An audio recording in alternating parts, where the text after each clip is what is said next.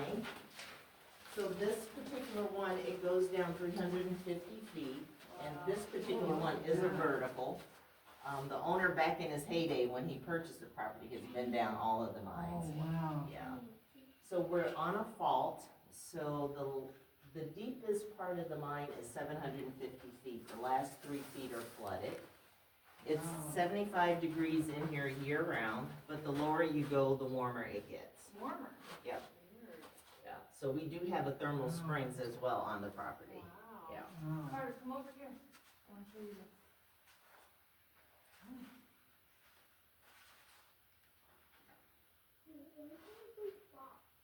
A big box? I don't know. I think that's to secure the rock. So these lines you see all around you, these are veins, and that's what they were looking for up above on the surface to figure out where to start drilling. But the shiny things you see, that's the silver. That's what they were looking for. So we've got a lot of what they call prospect holes on the property, and they'll start digging, and some of them are only like 5 feet. You know, they'll start digging, it doesn't pan out, they stop, they go to another spot. So some are 5, some are 20, some are 100 feet, just depends on what they found. Cool. Wow. And what's this one, this vein right here? It's kind of greenish looking. That, I believe, is fluorite. Oh, cool. Yeah. Look at that. Fluorite boys. is like a bluish purple, That's cool. and that, it's all throughout the mine, yeah. Nice. Wow. So this is a forge. So they, back in the day, all of this equipment was brought down through the air shafts via a pulley system. So this is a forge, they brought it down, put it together down here, and this was for melting, metal. And they would try to make, whatever they could make down here, they would do it instead of trying to go up and down to get the equipment that they needed. And this was a vice. You have a question Yes. for her? No, it doesn't work. Good It's question. older than me. It's older than cherry. So this is a vise, so once they had the metal melted, they would put it in a vise and they had equipment that would bend it and mold it into what they needed it to be. And then this was a stamp that they would use that would help flatten it out. Looks like it'd be really strong for this job. huh? Oh, yes.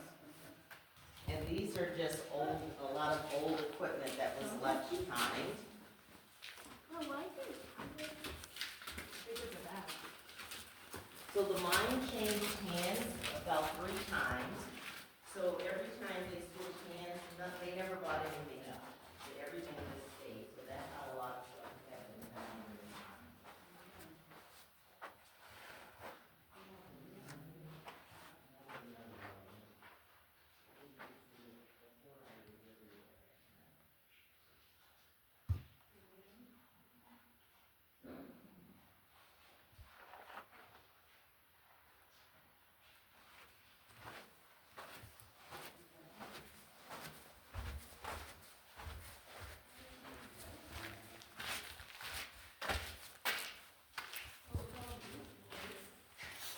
So this is our back cave, but don't worry, we don't go in there. At least I don't go in there.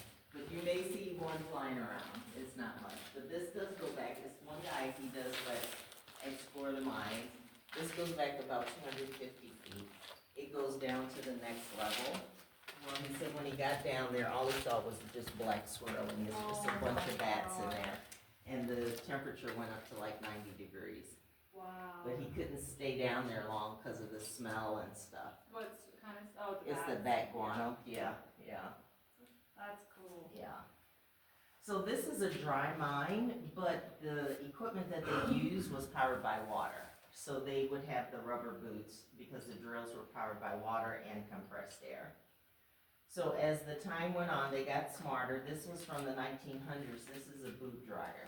So they would just hang the boots on there, plug it in, and it would dry out their boots for them.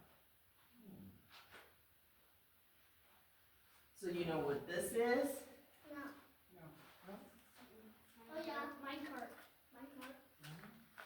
You use it every day. Toilet. It's a toilet. Ew. Yep, this is a toilet, this, Don't tell you how to this apply. opens the drain, there's a drain underneath there, so we figured they put something under there, whoever's job that was, to clean this out. But the owner, his story is when the new guys came in and first had to use this, they'd get up here, and then the old timers, they'd be down here and they'll pull the chain and send them wheeling down the line. Wow. But he said that's where the term "don't yank my chain" came from. Oh, really? I don't know if that's true, but it is a good story.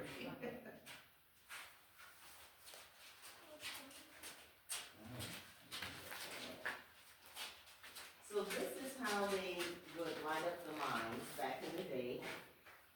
They had the wire, they just twisted it up and put a candle in there.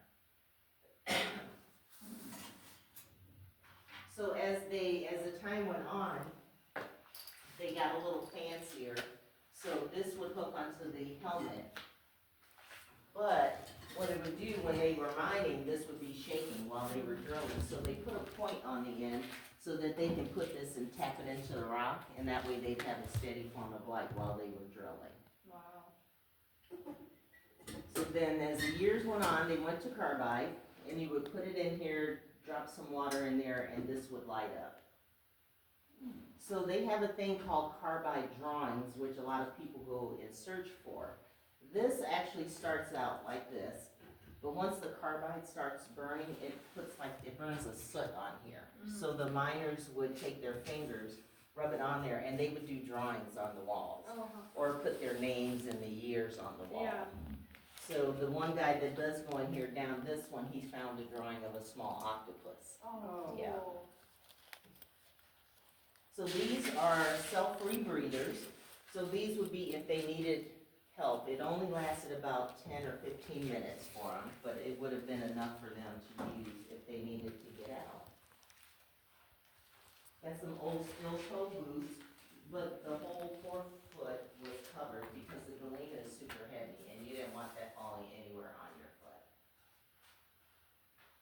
And this is just a lot of old equipment. This up here was like a late 1800s. It was like a O2 thing, but back then it wasn't O2, it was just compressed air. Okay. But it was good enough if they had to get somebody out of here. Yeah. It was good enough for that. Wow. Why'd they stop mining it? In '79, silver prices had plummeted, Okay. so it wasn't even worth it anymore. Okay. Yeah.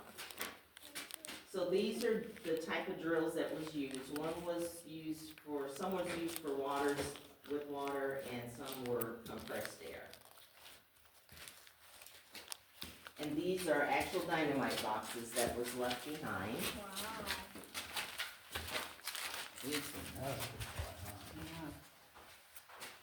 And this is the bell system for the hoist.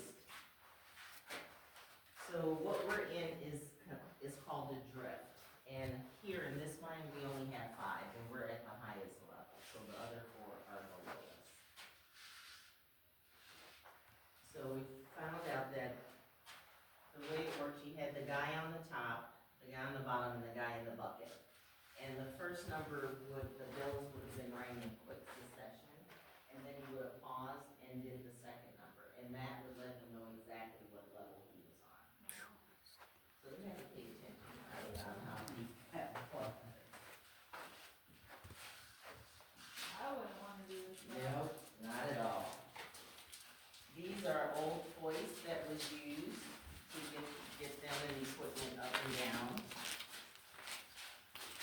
And this is the actual galena, this is what they mined here. So you can pick it up if you want, there's a lot of fluorite in there. Well, they won't be able to pick it, it's 65 pounds. That's cool.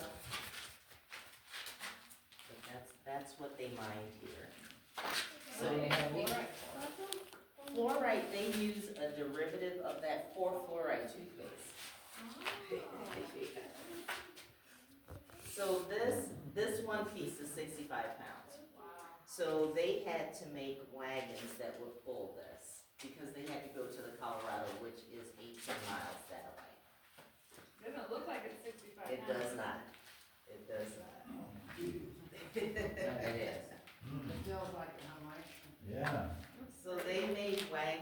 had 7-foot high wheels, and it took 20 wheels to pull it. Wow. So that's why there's 2 trails up there, because those wagons couldn't go side by side. So that's why one would be going and one was for coming back because of this, because it's so heavy. So if you come here and look up, that is an actual silver vein.